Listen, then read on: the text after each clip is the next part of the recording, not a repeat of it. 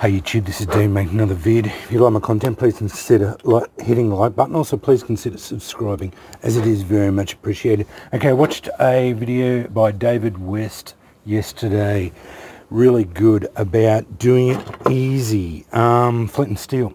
I love it, my passion. This is my jam. When I want to do something relaxing, I sit down and do this stuff. I love sparking steel against stone. Anyone who, I've got a lot of new subscribers, so I'm going to tell you a little bit of a story. I started Flint and Steel about 3 years ago. I watched Mark Horden's video on how to do the pinch grip. It's called the Nordic style of holding a striker, because I was doing it traditionally, which is the standard way of holding a striker like that, and not having any success because I was bashing my knuckles and I was getting very frustrated. Anyway, I watched Mark Horden's video, and I consider Mark a mentor on how to do this stuff. I don't bandy around the appellation of master of Flint and Steel very much, because I always think there's always something to learn. I'm never going to be a master of this stuff. I'm competent, but yeah, I think Mark is a master of this stuff. He's been doing it for 20 years. Anyway, I decided to do Flint and Steel because I suck at friction. I tried friction a couple of times. I've got a couple of embers, but yeah, my knees are not up to it. Bending over, I can do it other ways, but anyway, I suck at it. And so I decided I would try to do Flint and Steel. And as soon as I started and I learned how to do the pinch grip, my whole world changed. Yeah, I found a passion. I found something that I was good at, found something that I could do, and I found I could embrace something that really opened me up. Anyway, I've got a love for the stones, I've got a love for the strikers. I've got a collection now that I've got over 200 strikers in my collection. I love forging. It opened up so many things. I found Andrew, who is my mentor for forging. Yeah, it's opened up a lot of things. Anyway, this video was about what David West said was doing it easy, and I fully embrace that, doing it easy. With one caveat, sometimes you've got to stretch yourself too. So always try and do it easy. Yes, I totally agree. Spark, do it easy. Always try and do economy of motion, mastery of your craft, and just do it easy. Freshly made char cloth. Let's see how it goes. This is actually made out of what do you call it? Tea towel. So yeah, just trying it out. Always rip mine in half just to expose the fuzzies, like that. Lay it just on the edge, and then a single strike is usually all you need, hopefully.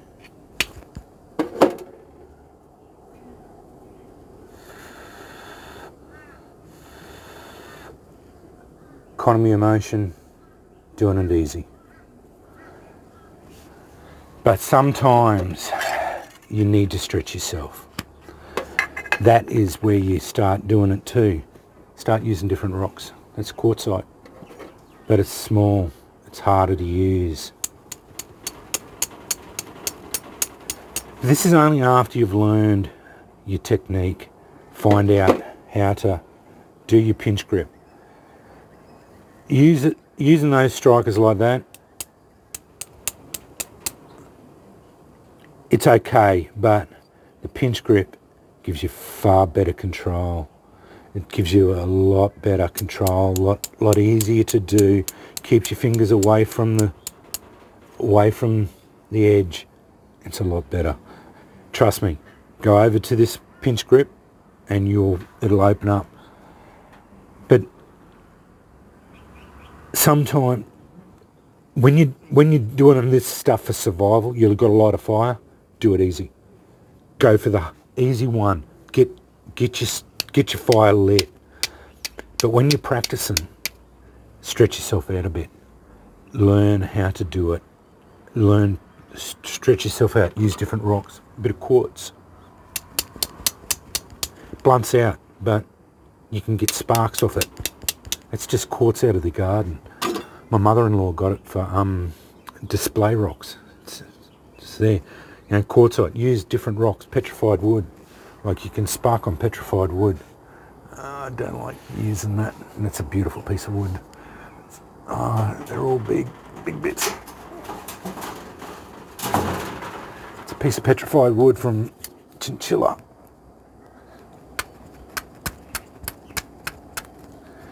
Chips it out, but that's my display pieces. I got, I don't know, 30 display pieces around here. Big piece there, big piece there, big piece there. This one's really hard, so all agatized. When you're getting into this, most people will use these.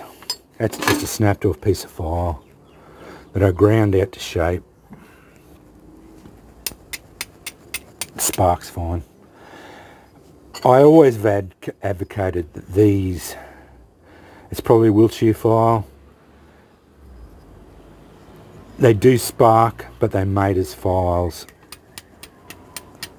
I can tell the difference between them. They don't spark as well as the ones I've quenched, because these are made as files, so they do temper them. They draw their hardness down a little bit.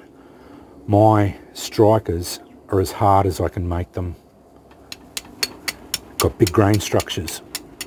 They spark really well. Bit of snapped off file again. You can get them to spark. They do spark alright. All of these are all just snapped off files. That's my file collection. Just making out. That's a nice little one. A nice thin one. I like that one.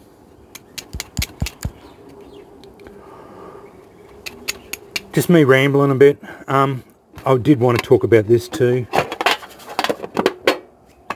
First getting into this wonderful hobby. You're probably going to buy these Chinese strikers. They're excellent. Don't worry about that, they're made in China. That's a Chinese copy of the Essie.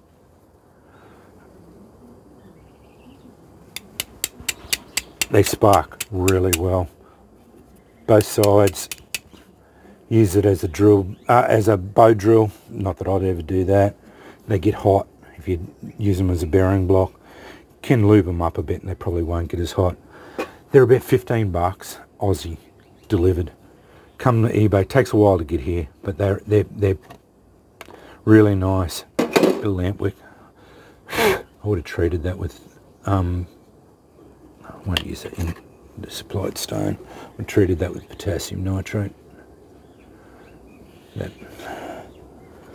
one of my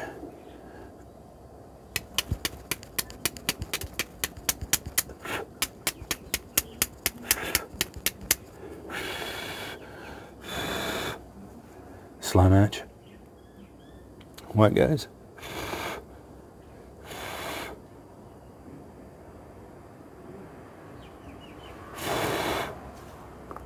Yeah, it's treated, you can smell it.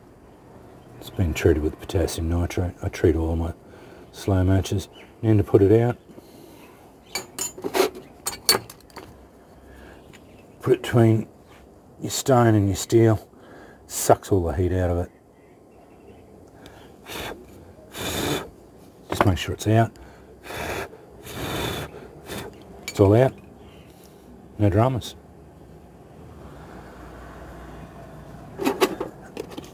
The other ones from China, I'll put that away later. Generic D and C, both are very good. I've always had good success with these as well. This is the D.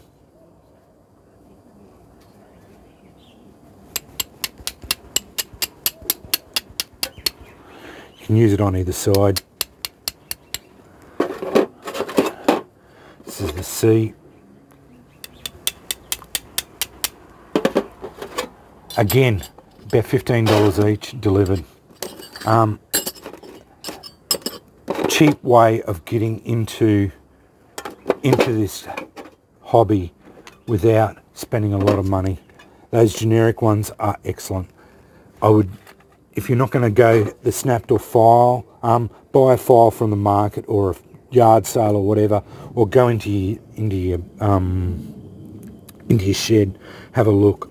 You'll probably find an old, if you're in America, Nicholson or Diamond. Make sure they're made in USA, because the other ones don't tend to be as good as steel, and they tend to be case hardened. Get a Nicholson, snap it off, grind it. It'll work for a while. It'll work really well. A lot of fires have been lit by that. But if you've got access to a forge, or you have someone who has access to a forge, get them to do that. It's a easy way to do a really nice striker. The curl, that's just the tine of the file, just hammered out flat. You just hammer the tine out flat and then just bend it up into shape. It's really easy. The rest of it's just grind work. I just grind it all out, roll that over the top, makes it nice and smooth. That's just aesthetic. That there is just ground so that it's a nice curved action when you're striking. Little finger just hooks into there. It's really easy to make. The file can still be used as a file. Just don't drop it, because it'll break. You'll snap it. I anneal the tine, have it in water up to there, run a propane torch over here. This will go to red, let it cool down, and it'll be all soft. It's a really easy way of making it. Making a beautiful little striker, and they spark really well once they're hardened.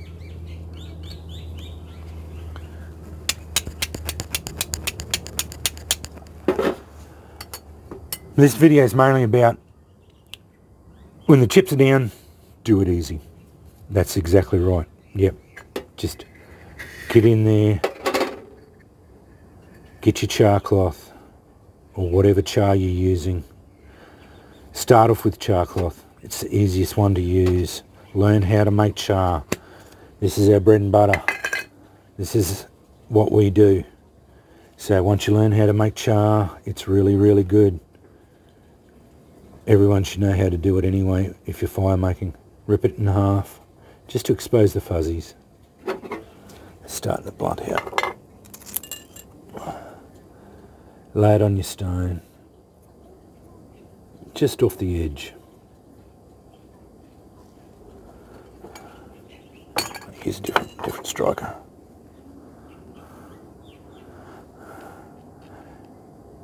Nice, deliberate, one strike. If you strike it properly, didn't get it that time, doesn't matter. There we go.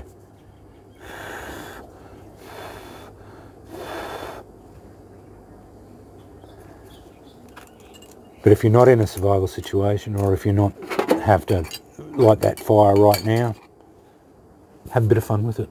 This is about having fun. Stretch yourself. Try different rocks, try different strikers. Reduce the size. I found with my size hands, reducing the size is what really tests me out. Smaller I go, both in rocks and in size of the strikers, is really hard.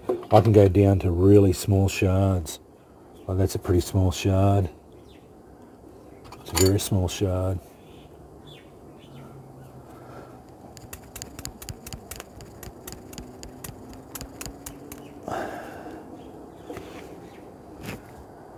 Pretty big, eh? But I can put char cloth on there, and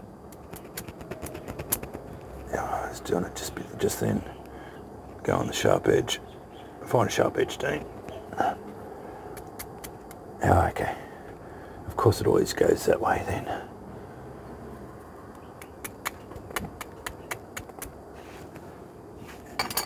You get the idea.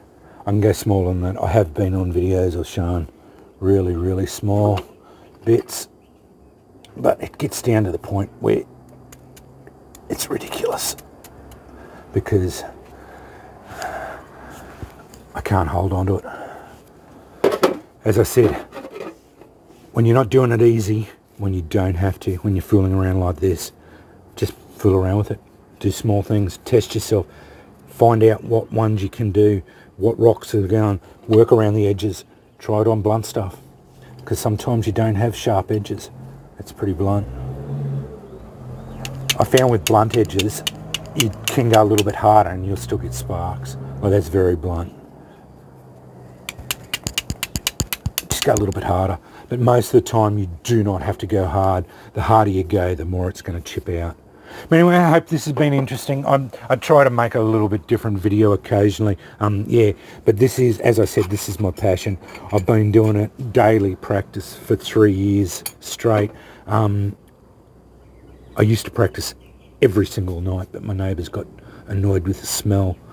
I haven't been doing nightly practice, but I do practice during the day, every day, because they go to work. So yeah, I do get out here and that, but I don't blow it into flame all the time. I'm mainly just lighting char cloth and that sort of thing. So yeah, I do practice every day, and yeah, that's the best way. I suggest, if you're going to do this sort of thing, pick what you want to do. Say you want to do a ferro rod challenge every day for 30 days. Light a fire, or just sit there and spark fat wood. Go and buy, or if you can harvest it from the bush, harvest a big heap of, make up a big heap, get a plane, make up a big heap of it and light 500 fires with it. Just do it every day. Practice, burn a rod out. It's only going to cost you $50 for a big rod. Burn one out. Cost you $50. You get a whole heap of practice out of it. But that's what I suggest with this, is buy one of these cheap ones and then try and burn it out. They're going to last you years, but you'll never burn one out. But yeah, just try and spark it, get every different rocks and have fun with it, because that is the key to this stuff, is having fun with it. Yeah, and if you get anything from my videos, is I do this for fun. Flint and steel is fun for me. This is how I relax, is doing this. This is what I do for relaxation. So yeah, it's my passion. This is why I do it, is because I love doing it, and I enjoy the tactile feel and see the sparks and being able to do it and learn more about it. But anyway, starting to ramble. So thanks for watching.